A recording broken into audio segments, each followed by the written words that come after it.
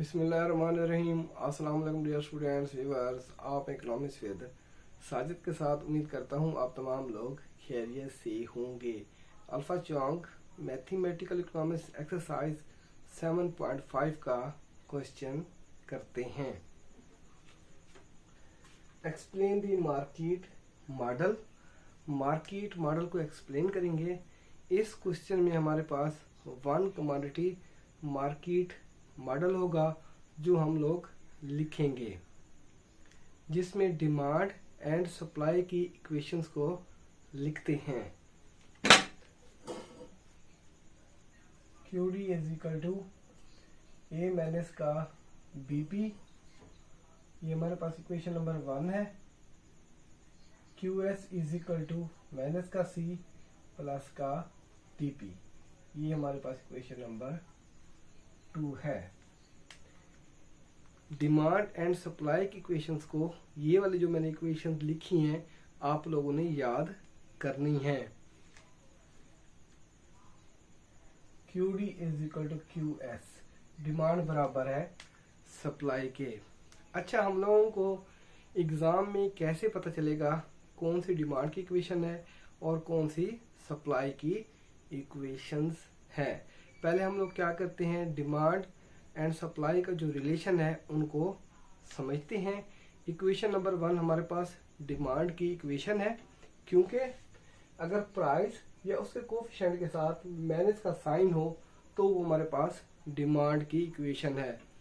Price का coefficient क्या है, माइनस का B, ये हमारे पास डिमांड की इक्वेशन है, क्योंकि डिमांड का प्राइस के साथ नेगेटिव ताल्लुक पाया जाता है और इनका आपस में नेगेटिव ताल्लुक पाया जाता है। जब प्राइस इंक्रीज करती है तो डिमांड डिक्रीज कर जाती है, जब प्राइस डिक्रीज करती है तो डिमांड इंक्रीज कर जाती है। इक्वेशन नंबर 2 हमारे पास सप्लाई की इक्वेशन है। अगर प्राइस या उसके कोफिशिएंट के साथ प्लस का साइन हो तो वो हमारे पास सप्लाई की इक्वेशन होती है। प्राइस का कोफिशिएंट क्या है, प्लस का D, तो ये हमारे पास सप्लाई की इक्वेशन है। सप्लाई का प्राइस के साथ पॉजिटिव ताल्लुक पाया जाता है। इक्वेशन लिखते हैं, QS is a function of price. QS dependent है और प्राइस इंडिपेंडेंट है। जब प्राइस इंक्रीज करती है तो सप्लाई डिक्रीज कर जाती है, सप्लाई भी इंक्रीज कर जाती है। जब प्राइस डिक्रीज करती है तो सप्लाई भी डिक्रीज यानी कम हो जाती है और सप्लाई का प्राइस के साथ पॉजिटिव ताल्लुक पाया जाता है। QD is equal to QS, यानी तलब बराबर है रसद के, यानी डिमांड बराबर होती है सप्लाई के। इसको एक्सप्लेन करते हैं। मंडी के तवाज़ुन से मुराद ऐसी सूरत हाल है जब किसी खास कीमत पर तलब और रसद आपस में बराबर हो जाए। अब हम लोग इस क्वेश्चन को सॉल्व करते हैं। QD की जगह उसकी वैल्यूज को यहाँ पे पुट कर देंगे। A माइनस का BP is equal to QS की जगह ये वाली वैल्यूज यहाँ पे पुट कर देंगे, माइनस का C प्लस का DP। अब हम लोग क्या करते हैं, जो प्राइस वाली वैल्यूज हैं उनको उठा के एक तरफ लेके जाएंगे। अगर प्राइस पॉजिटिव है, प्राइस वाली वैल्यू पॉजिटिव है, जब बराबर के दूसरी तरफ जाएगी तो साइन तब्दील हो जाएगा। अगर नेगेटिव वैल्यू है, जब बराबर के दूसरी तरफ जाएगी तो साइन तब्दील हो जाएगा, यानी पॉजिटिव हो जाएगी। अब हम लोग क्या करते हैं, मजीद इसको सिंप्लीफाई करते हैं। ये हमारे पास कांस्टेंट वैल्यू है A, माइनस का C है, जब बराबर के दूसरी तरफ जाएगा तो साइन तब्दील हो जाएगा, प्लस का C is equal two plus का DP, माइनस का BP है, जब बराबर के दूसरी तरफ जाता है तो साइन तब्दील हो जाता है, प्लस का BP। मजीद सिंप्लीफाई करते हैं, A plus C is equal to, इन दो वैल्यूज में से P को कॉमन लेते हैं, रिमेनिंग वैल्यूज को यहाँ पे लिखेंगे D प्लस B। वैल्यूज को अरेंज करते हैं। पहले ये वाली वैल्यूज यहाँ पे लिखते हैं, P D plus B is equal to A plus का C, P is equal to A plus C over D plus B, बटे के नीचे आ जाएगा डी प्लस बी। ये हम लोगों ने प्राइस की वैल्यू को फाइंड किया है। हम लोगों ने डिमांड और सप्लाई की वैल्यूज को बराबर करना है। अच्छा, हम लोगों को एग्जाम में कैसे पता चलेगा जो प्राइस की वैल्यू फाइंड की है वो ठीक है या गलत है? प्राइस को इक्वेशन नंबर 1 यानी डिमांड की इक्वेशन में और इक्वेशन नंबर 2 सप्लाई की इक्वेशन में पुट करेंगे, दोनों का आंसर सेम आना चाहिए। यानी डिमांड और सप्लाई का आंसर अगर सेम आता है तो इसका मतलब ये है जो हम लोगों ने प्राइस फाइंड किया वो ठीक है। अगर डिमांड और सप्लाई का आंसर सेम नहीं आता तो इसका मतलब ये होता है जो हम लोगों ने प्राइस फाइंड की है वो गलत है। अब हम लोग चेक करते हैं। Putting the value of P in demand equation, demand equation में प्राइस की वैल्यू को पुट करते हैं। डिमांड की इक्वेशन को यहाँ पे लिखते हैं Q D is equal to A minus का B, P Q D is equal to A minus का बी, पी की जगह ये वाली वैल्यू पुट कर देंगे A plus C over B plus D. इसे इक्वेशन नंबर 3 कहते हैं। Q D is equal to A, minus के बी को अंदर मल्टीप्लाई करेंगे, माइनस के बी को प्लस के ए से मल्टीप्लाई करते हैं, जमा नफी नफी, तो माइनस का क्या आ जाएगा हमारे पास ए बी, माइनस के बी को मल्टीप्लाई करते हैं प्लस के सी से, जमा नफी नफी, तो माइनस का क्या आएगा B C over B plus D. A के नीचे जो बट्टे के नीचे 1 होता है तो 1 बी प्लस डी का एलसीएम लेते हैं तो हमारे पास क्या आएगा B plus D. B plus D को इस 1 पे डिवाइड करेंगे तो हमारे पास क्या आ जाएगा B plus D. B plus D को ए से मल्टीप्लाई करते हैं। Q D is equal to A B plus D, B plus D को बी प्लस डी पे डिवाइड करेंगे, B plus D, B plus D. इसको जब डिवाइड करते हैं तो 1 आता है, 1 को माइनस के ए बी से मल्टीप्लाई करेंगे, जमा नफी नफी, तो माइनस का ए बी आ जाएगा। 1 को माइनस के बी से मल्टीप्लाई करेंगे, जमा नफी नफी, तो माइनस का बी सी आता है ओवर बी प्लस डी। मजीद सिंप्लीफाई करते हैं। Q D is equal to A को अंदर मल्टीप्लाई करेंगे, प्लस के ए को प्लस के बी से मल्टीप्लाई करेंगे तो प्लस का क्या आता है ए बी, प्लस के ए को प्लस के डी से मल्टीप्लाई करेंगे तो प्लस का क्या आता है ए डी, माइनस का ए बी माइनस का B C over B plus D. ये प्लस का ए बी है, ये माइनस का ए बी है, ये दोनों काट जाएंगे, जो रिमेनिंग वैल्यूज बचती हैं वो लिखते हैं Q D is equal to A D minus का B C over B plus D. ये हमारे पास डिमांड का आंसर है। प्राइस को इक्वेशन नंबर 2 सप्लाई की इक्वेशन में पुट करेंगे, दोनों का आंसर यानी सप्लाई का आंसर भी यही आएगा। आप लोगों ने ये खुद चेक कर लेना है। इस क्वेश्चन में हमारे पास price and quantity reduce form है और price and quantity 2 endogenous variables हैं। इस क्वेश्चन में हमारे पास 4 पैरामीटर्स हैं A B C D, 4 parameters हैं। अब ये जो हमारे पास 4 पैरामीटर्स हैं इनको डिफरेंशिएट करेंगे with respect to partial derivative. Partial derivative में जो सैंपल यूज करते हैं उसे कर्ली कहते हैं।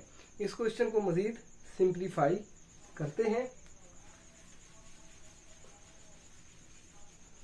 प्राइस की वैल्यू को यहां पे लिखेंगे P is equal to A plus C over ये हमारे पास क्या B plus D, B plus D.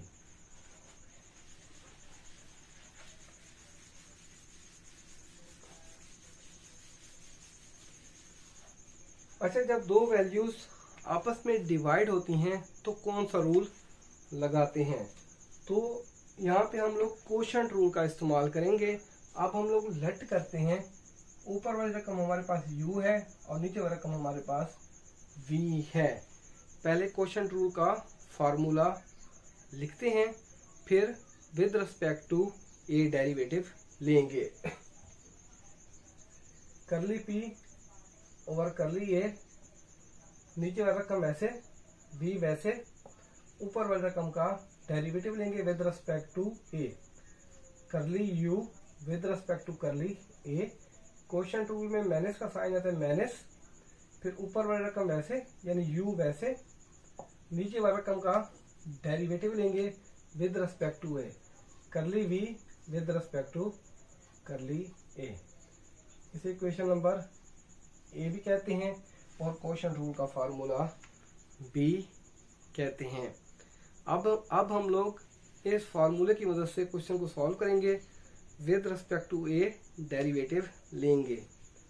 अच्छा, एक और चीज, नीचे वाला रकम का स्क्वायर यानी v का square, with respect to A derivative लेते हैं। Curly p with respect to curly a, v यानी नीचे वाला रकम वैसे यानी b प्लस d वैसे, ठीक हो गया। फिर ऊपर वाला रकम का डेरिवेटिव यानी इसका डेरिवेटिव लेंगे विद रिस्पेक्ट टू ए। करली विद रिस्पेक्ट टू करली ए, यानी ऊपर वाला रकम यहाँ पे लिखेंगे a प्लस सी, फिर माइनस का साइन, u का मतलब ये ऊपर वाला रकम ऐसे यानी ये वाला रकम यहाँ पे वैसे लिख देंगे a प्लस सी, नीचे वाला रकम का डेरिवेटिव लेंगे विद रिस्पेक्ट टू ए यानी b प्लस d का डेरिवेटिव लेंगे विद रिस्पेक्ट टू ए। करली with respect to curly a और b प्लस d यहाँ पे लिखेंगे, नीचे वाला रकम का स्क्वायर यहाँ पे लिखेंगे b प्लस d यानी v का स्क्वायर लेंगे b प्लस d का स्क्वायर। मजीद सिंप्लीफाई करते हैं, curly p with respect to curly a, b plus d वैसे आ जाएगा, a plus C, a variable है यानी पैरामीटर्स है, a का कोफिशिएंट क्या है 1 तो हमारे पास 1 आ जाएगा, प्लस सी ये कांस्टेंट वैल्यू है, जो कांस्टेंट वैल्यू होती है वो 0 होती है। यहाँ पे मैं लिखता नहीं हूँ, आप लोगों को पता होना चाहिए। चलिए एक स्टेप पूरा कर लेते हैं, प्लस का 0 माइनस a प्लस सी वैसे आ जाएगा, a plus C, with respect to a derivative लेंगे, b भी कांस्टेंट वैल्यू है, d भी कांस्टेंट वैल्यू है तो हमारे पास 0 आ जाएगा, 0, नीचे वाला कम का स्क्वायर b प्लस d का स्क्वायर आ जाएगा। Curly p with respect to curly a is equal to 1 plus 0 तो 1 आता है, 1 को मल्टीप्लाई करेंगे b प्लस d के साथ तो हमारे पास क्या आ जाएगा b प्लस d, 0 को माइनस के a प्लस c से मल्टीप्लाई करेंगे तो हमारे पास 0 ही आता है।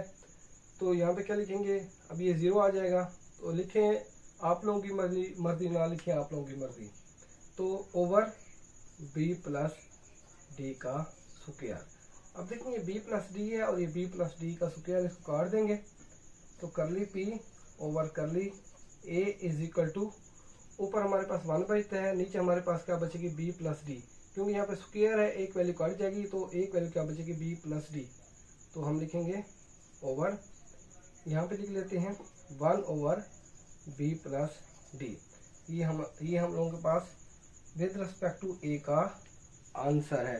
अब हम लोग क्या करते हैं, जो पैरामीटर b है उसका with respect to b derivative लेंगे। अब इसको डायरेक्ट करेंगे इस फार्मूले की मदद से, सेम फार्मूला यही होगा,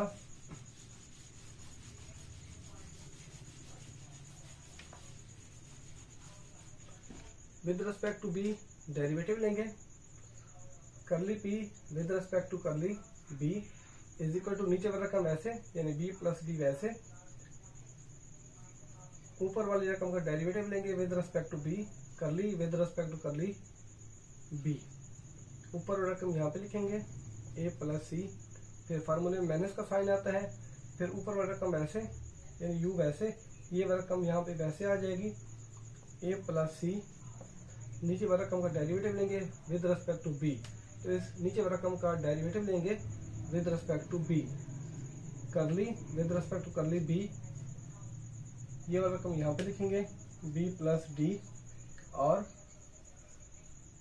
नीचे वाला रकम का स्क्वायर यानी बी प्लस डी का स्क्वायर आ जाएगा, बी प्लस डी का स्क्वायर। मजीद सिंप्लीफाई करते हैं, curly P over curly B is equal to, ये बी प्लस डी वैसे आ जाएगा, ए प्लस सी ये कांस्टेंट वैल्यू है, जो वैल्यू कांस्टेंट होती है वो जीरो आ जाता है, zero minus A plus C वैसे आ जाएगा, with respect to B derivative लेंगे, बी का कोफिशिएंट क्या है 1, तो यहाँ पे 1 आ जाएगा, प्लस से ये कांस्टेंट वैल्यू है, जो वैल्यू कांस्टेंट होती है वो जीरो होती है। ठीक है, वो आप लिखें या ना लिखें आप लोगों की मर्जी, बी प्लस डी का स्क्वायर, बी प्लस डी का square, curly P curly B is equal to, zero को बी से मल्टीप्लाई करेंगे तो जीरो आ जाएगा, जीरो जीरो को डी से मल्टीप्लाई करेंगे तो प्लस का जीरो आ जाता है, माइनस माइनस के वन को ए से मल्टीप्लाई करेंगे जमा नफी नफी तो माइनस का ए आ जाता है, माइनस के वन को प्लस के सी से मल्टीप्लाई करेंगे जमा नफी नफी तो माइनस का हमारे पास क्या आ जाएगा C over B plus D का square, curly P over curly B is equal to, तो माइनस का ये बहरा जाएगा माइनस, तो हमारे पास क्या आता है ए माइनस का सी ओवर बी प्लस डी का स्क्वायर। ये हमारे पास जो पैरामीटर बी है उसका आंसर है। इसी तरीके से हम लोग जो पैरामीटर सी है उसका डेरिवेटिव लेंगे और पार्शियल डेरिवेटिव का इस्तेमाल करेंगे। पार्शियल डेरिवेटिव का इस्तेमाल करेंगे और यहाँ पे कोशेंट रूल का इस्तेमाल करेंगे।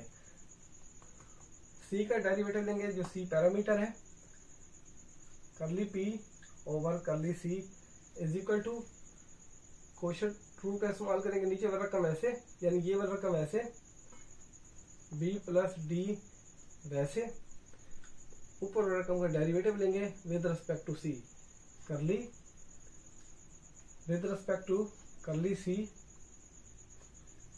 ये वाली रकम ऊपर रकम यहाँ पे लिखेंगे ए प्लस का सी, कोशेंट रूल में माइनस का साइन आता है माइनस, फिर ऊपर वाला रकम ऐसे यानी ये वाला रकम ऐसे लिखेंगे ए प्लस का सी, फिर नीचे वाला रकम का डेरिवेटिव लेंगे यानी बी प्लस डी का डेरिवेटिव लेंगे विद रिस्पेक्ट टू सी, करली विद रिस्पेक्ट टू करली सी, ये वाली स्टेटमेंट यहाँ पे लिखेंगे बी प्लस डी और नीचे वाला रकम का स्क्वायर, बी प्लस डी का square, curly P with respect to करली सी इज इक्वल टू, ये रकम वैसे आ जाएगी बी प्लस डी, ये वैसे आ जाएगा, with respect to C derivative लेंगे, ए कांस्टेंट वैल्यू है, जो वैल्यू कांस्टेंट होती है वो जीरो होती है, सी को कोफिशिएंट क्या है 1, तो हमारे पास यहाँ पे 1 आ जाएगा, ये माइनस फार्मूले वाला ए प्लस सी वैसे आ जाएगा, with respect to C derivative लेंगे तो बी प्लस डी ये कांस्टेंट वैल्यू है, जो वैल्यू कांस्टेंट होती है वो जीरो होती है,